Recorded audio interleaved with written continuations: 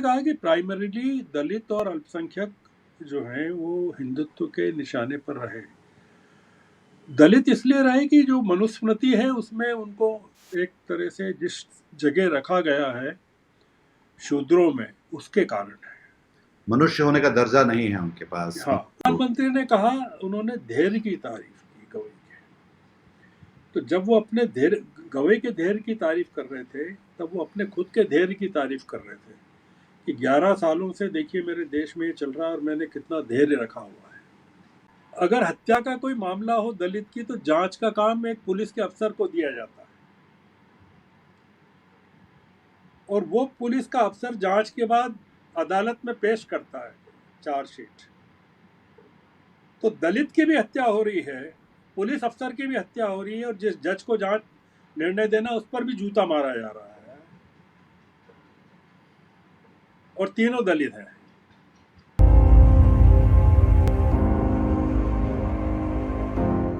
नमस्कार, मैं हूं नीतीश त्यागी और आप देख रहे हैं हरकारा डीप डाइव। और मेरे साथ हैं वरिष्ठ पत्रकार और मेरे पूर्व संपादक श्रवण गर्ग साहब। और आज हम लोग बात करेंगे ये जो नया एक कई जगह पे अलग अलग तरह से दलित मुद्दे जो हैं वापस एक तरह से राजनीति में और खबरों में आ रहे हैं। पहला जो हुआ कि जो सीजेआई पर एक वकील ने जूता फेंका। दूसरा एक आईपीएस ने जो कि सीनियर आईपीएस थे, उन्होंने उनकी आत्महत्या की खबर है और उन्होंने बार-बार ये बात अपने सुसाइड नोट में लिखा कि उनके खिलाफ जाति जो है वो भेदभाव किए जा रहे थे और उनकी साथ ये हो रहा था। तीसरा यहाँ पर रायबरेली में एक दलित को लिंच कर दिया गया और ये उस वक्त हो रहा है जिस समय इसके जब बिहार में चुनाव होने वाले हैं। और बिहार में तो श्रवण जी से मैं समझना चाह रहा था कि क्या ये एक तरह की ये बातचीत जो हो रही है वो या बस खबरों में सुर्खियों में जो बात आ रही है ये सिर्फ अपने आप में अलग अलग है या इसका एक राजनीतिक मतलब भी दिखलाई पड़ता है? देखिए, ये इसका राजनीतिक मतलब ये है कि देश में पोलराइजेशन इतना ज़बरदस्त कर दिया गया है कि नागरिक जो सत्ता के साथ हैं उनको कुछ भी करने की छूट है। इस तरह का एक हो गया है कि कोई नियंत्रण नहीं है। और ये जो दलितों के साथ जो हो रहा है, इसको लार्जर पर्सपेक्टिव में देखना चाहिए, व्यापक परिप्रेक्ष्य में देखना चाहिए। देश में दलितों की आबादी कोई 17 करोड़ के करीब है और मुस्लिमों की 23 करोड़ के करीब है। ये 40 करोड़ हो गए। अब आप इसमें ये 30% हो गए आबादी का, 28.28 समथिंग। इसमें आप ईसाई को जोड़ लीजिए, शेड्यूल्ड ट्राइब्स को जोड़ लीजिए,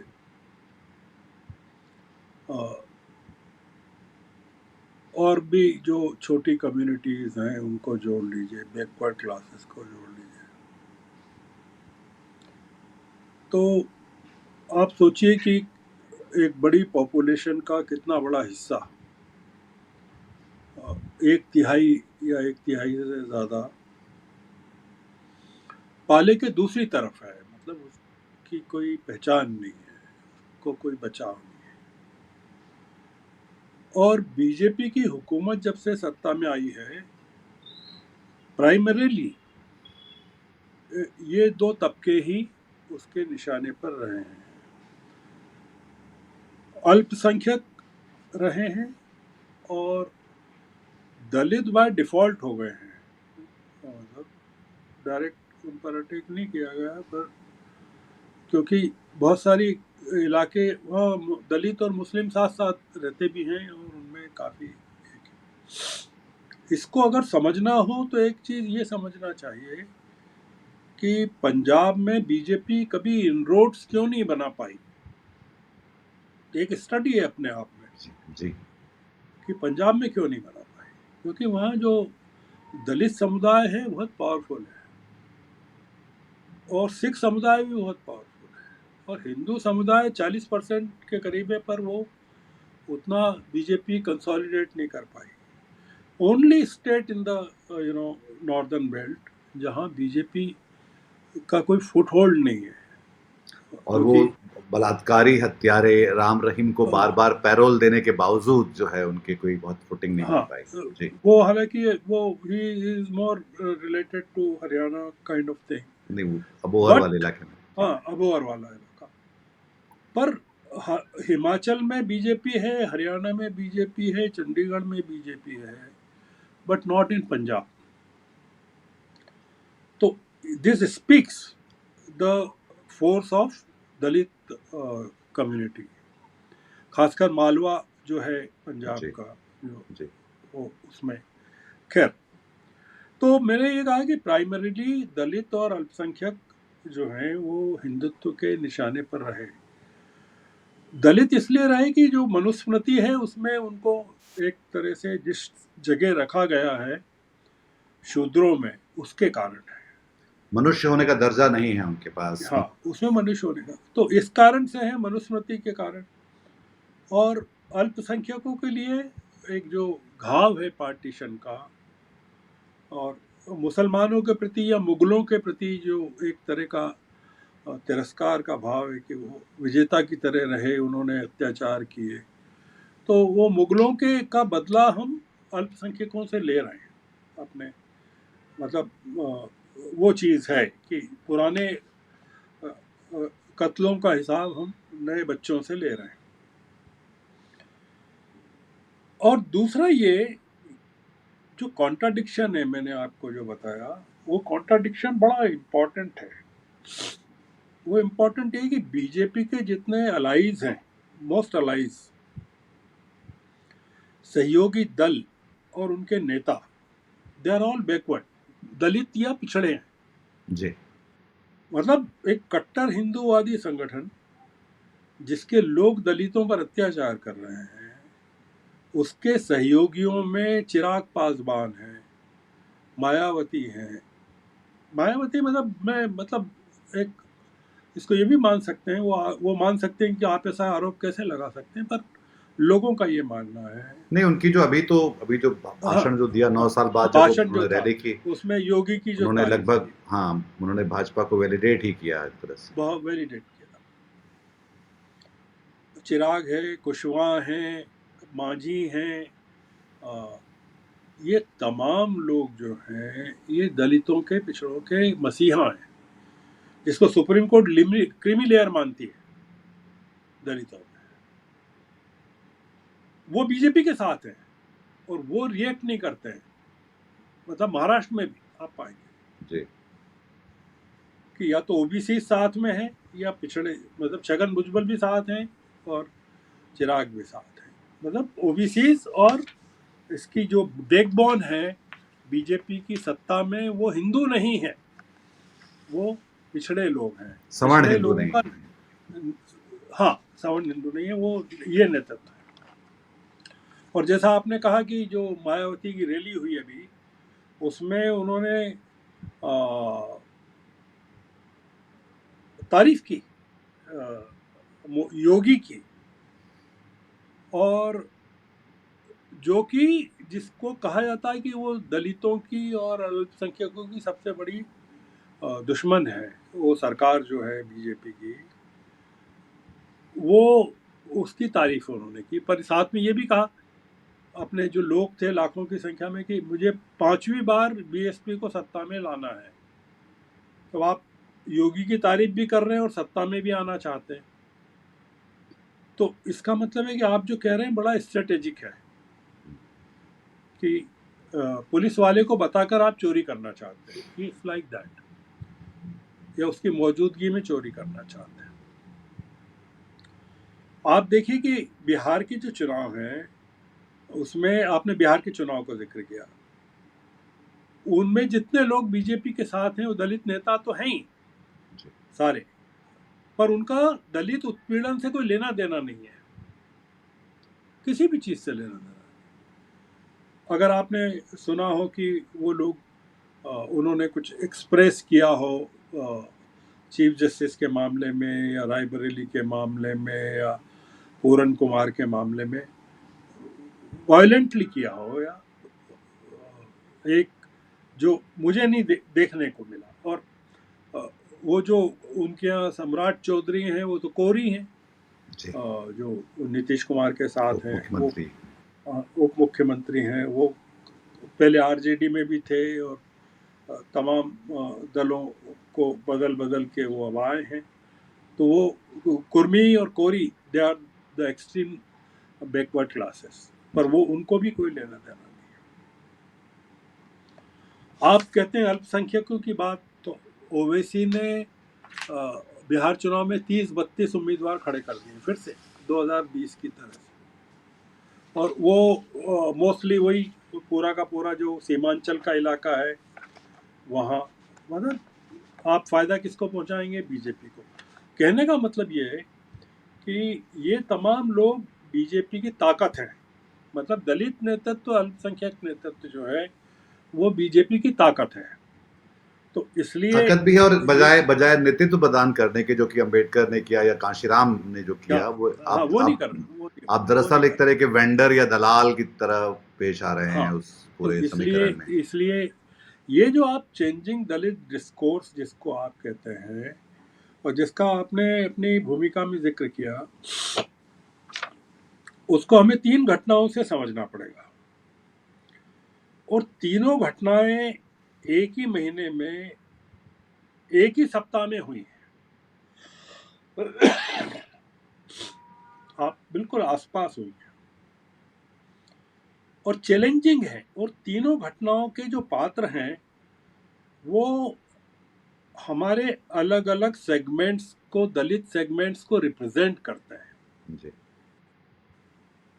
और वो ये बताते हैं कि जो 17 करोड़ लोग हैं वो, उनमें कोई भेदभाव नहीं हो रहा है जब उन पर अटैक हो रहा है। They are not being discriminated in seeking or inviting attacks or like that.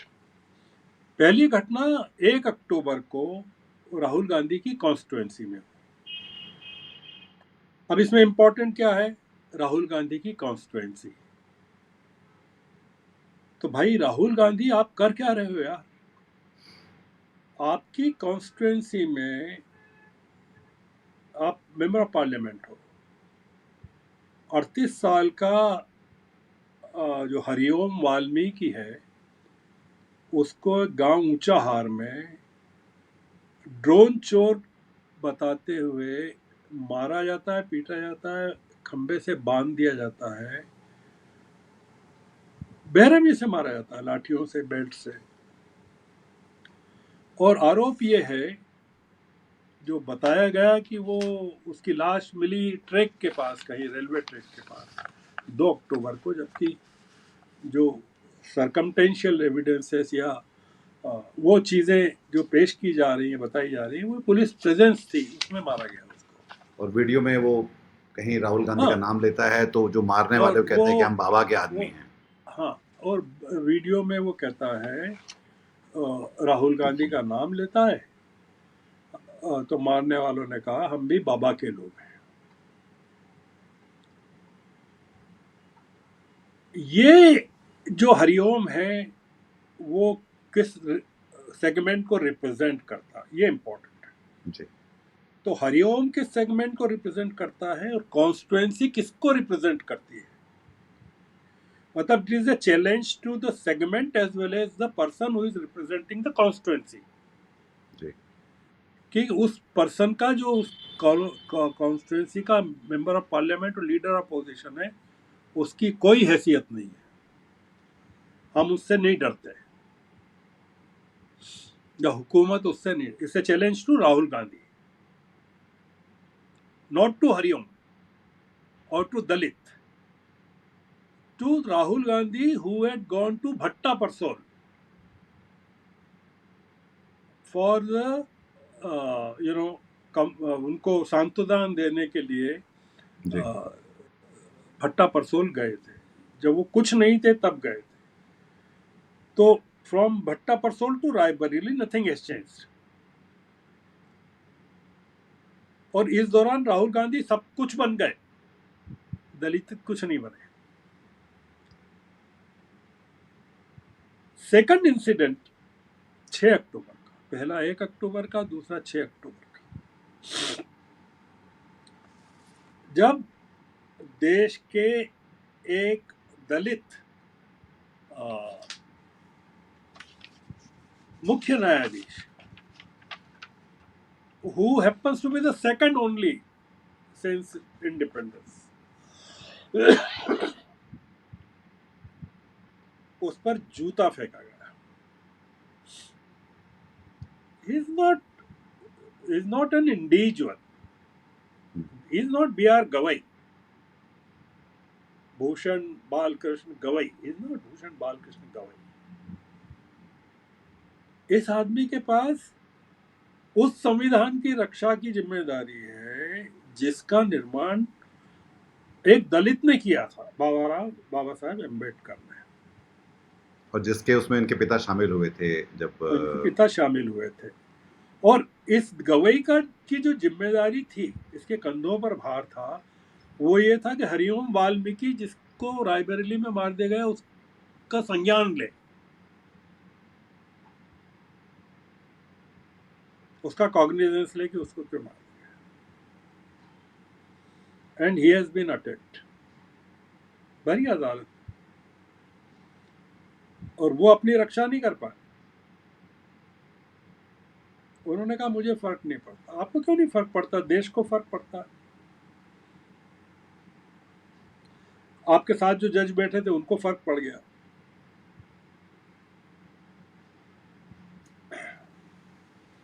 जिसने कारनामा किया उसको कोई फर्क नहीं पड़ा, उसमें तो कोई पछतावा. गोदी मीडिया को कोई फर्क नहीं पड़ा, दलित नेताओं को कोई फर्क नहीं. Political spectrum across the country they condemn. Sharad Pawar, everybody condemn.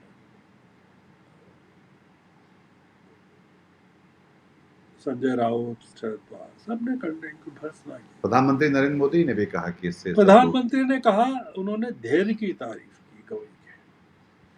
तो जब वो अपने गवई के धैर्य की तारीफ कर रहे थे, तब वो अपने खुद के धैर्य की तारीफ कर रहे थे कि 11 सालों से देखिए मेरे देश में ये चल रहा है और मैंने कितना धैर्य रखा हुआ है.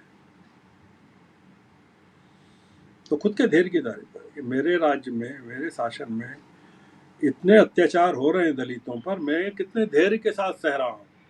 तो मैं इसलिए गवई साहब के धैर्य की भी तारीफ करता हूँ. It's like that. Supreme court की घटना के अगले ही दिन की खबर है, 7 अक्टूबर. पहली घटना 1 अक्टूबर को, दूसरी 6 अक्टूबर को, तीसरी 7 अक्टूबर को, कि हरियाणा के आईपीएस अफसर वाई पूरन कुमार ने जातिवादी प्रताड़ना से निराश होकर आत्महत्या कर ली.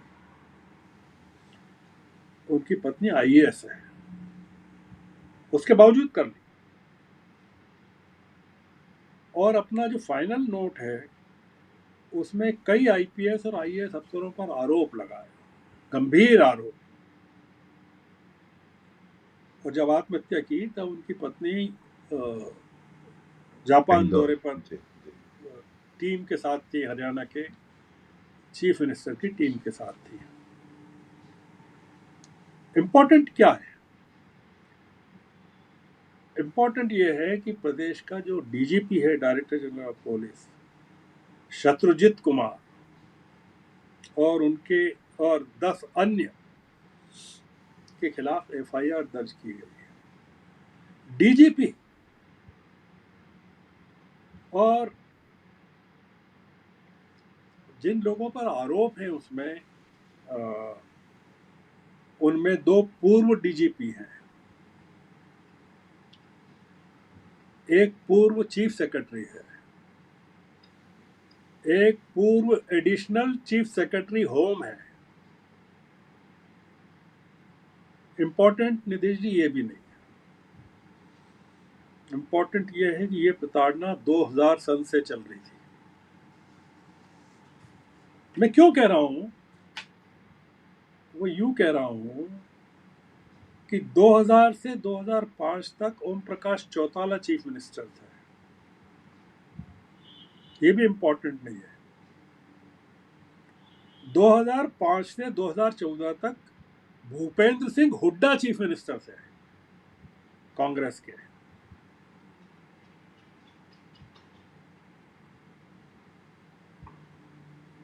और 2004 से शायद, हाँ मेरे ख्याल से 2005 से हुड्डा थे बहरा। और 2019 से 24 तक खट्टर मनोहर साहब लाल थे। खट्टर जी। मनोहर खट्टर थे। 14 से 24 तक थे। 14 से 24 तक थे। और 24 से ये सैनी है नायब सिंह। इनके जो कांग्रेस के दो बड़े नेता, वो कुमारी सैलजा दलित समुदाय से, और वो शायद डिप्टी चीफ मिनिस्टर रही हैं भूपेंद्र सिंह के टाइम। 20% आबादी है दलितों की हरियाणा में। Second largest after Jat, 25%।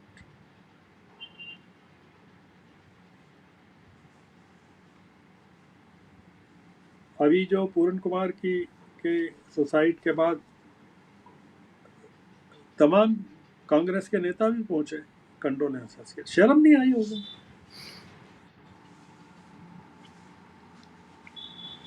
मैं ये कह रहा हूं, आपका जो मूल सवाल है, चेंजिंग डिस्कोर्स ऑफ दलित, मैंने भट्टा परसोल का जिक्र किया।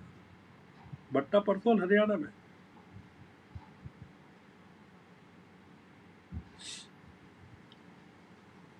Every political party, all political parties are equally responsible. जी। इसलिए कि वो the politics is dominated by either Jats in Haryana or upper caste people in other places. भट्टा परसोल यूपी इसलिए में है सर, मतलब मुझे लग रहा था कि मैं जस्ट चेक कर रहा था यूपी में है वो। हाँ, शायद यूपी में है। यहाँ पर वो हाँ, लगा हुआ ही, मतलब इससे यूपी में लगा हुआ। यमुना के किनारे। हाँ, बॉर्डर पर है। बॉर्डर पर। मैं ये कह रहा था कि ये जो पूरा का पूरा मामला है, ये 3 लोगों की हत्याएं, ये रिप्रेजेंट करती हैं कि अगर हत्या का कोई मामला हो दलित की, तो जांच का काम एक पुलिस के अफसर को दिया जाता है, और वो पुलिस का अफसर जांच के बाद अदालत में पेश करता है चार्जशीट। तो दलित की भी हत्या हो रही है, पुलिस अफसर की भी हत्या हो रही है, और जिस जज को जांच निर्णय देना उस पर भी जूता मारा जा रहा है, और तीनों दलित हैं। हिंदू अदालतें, जो शरीयत होती है ना इस्लामी हुकूमतों में, हमारे यहाँ हिंदू अदालतें बनेंगी, बनना चाहिए। जो मैंने शशि थरूर का जो आरोप रहा,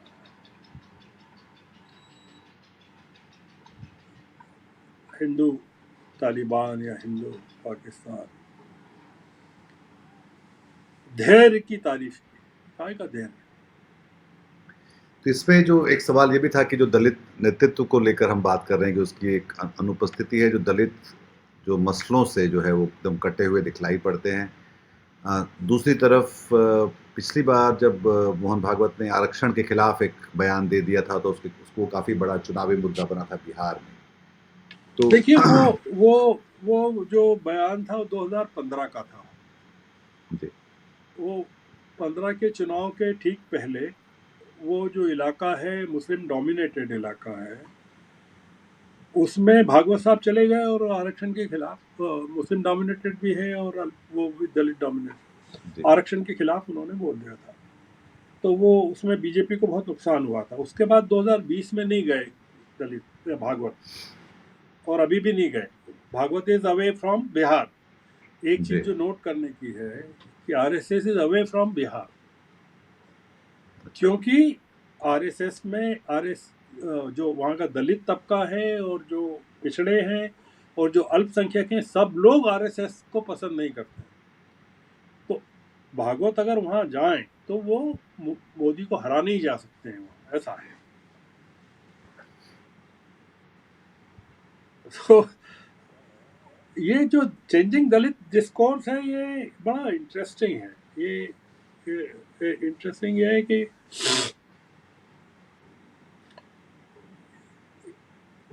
बहुत अलार्मिंग, डराने वाला है कि हरिओम की हत्या भी हो जाए,